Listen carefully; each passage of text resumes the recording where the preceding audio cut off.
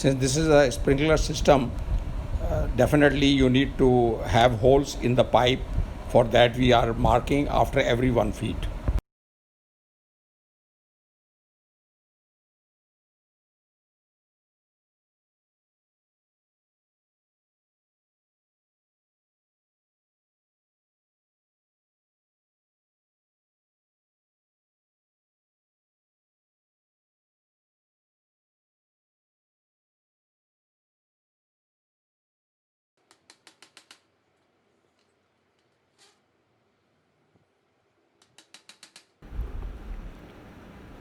As you can see, that we have to make holes, drill holes. For that you have to make some mark so that your needle doesn't run. And this is what we are doing right now. Wherever we had put all that marker locations, exactly at that point of cross, we are just putting indents so that when we start drilling, it doesn't run or miss the location. Now, the thing to remember is that plastic is very fragile, and we have to make some big holes, and you can't do that. Uh, to start with, we are using very small drills, bit size, and gradually we are going to repeat this process by increasing the size of the drills one after the other. This is what we are going to see till we have finalized all the holes using the final drill size.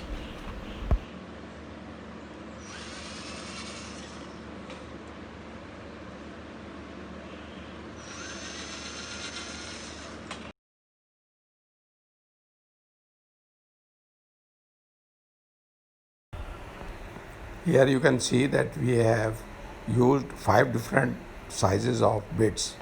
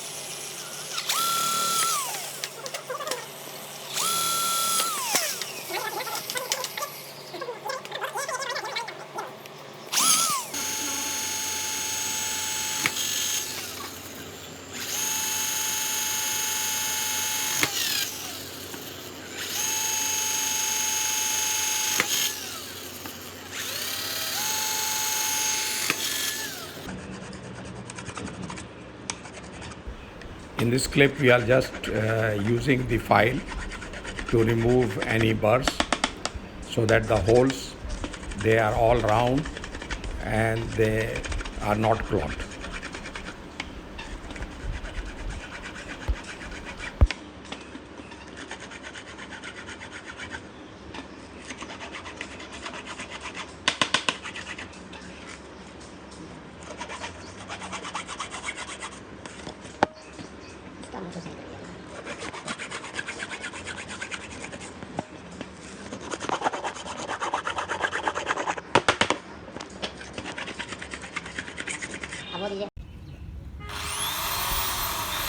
Now after drilling all the holes in the pipe, we are now in the garden, and what we are doing is we have to fix these pipes all along the walls of the garden, and for that we need to clamp these to the wall.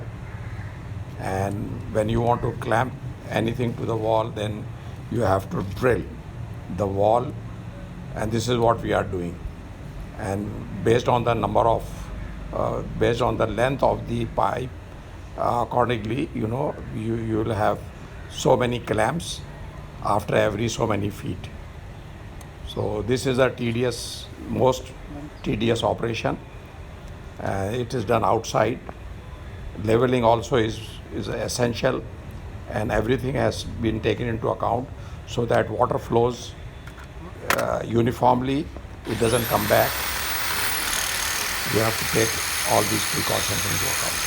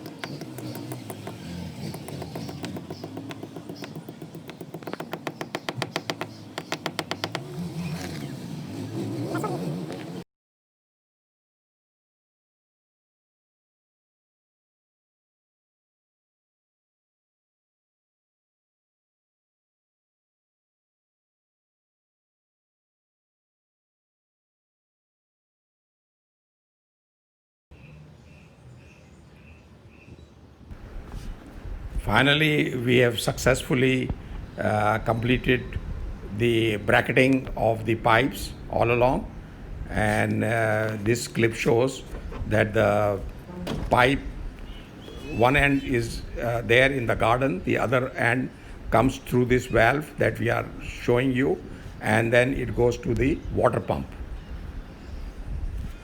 So this clip gives a view of all the work that we have done so far, starting from the motor and the valves and the pump, and then we come to the garden, and we can see that the pipe is properly clamped all along and is about 1 feet away from the ground where we want to water our plants.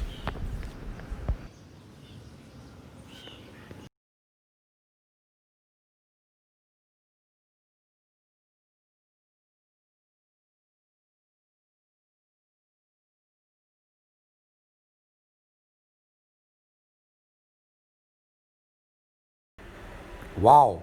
Finally, you can see that we have the water coming out through the pipe that we just put in against the walls through the bracket, and all the plants are happy. They are getting water.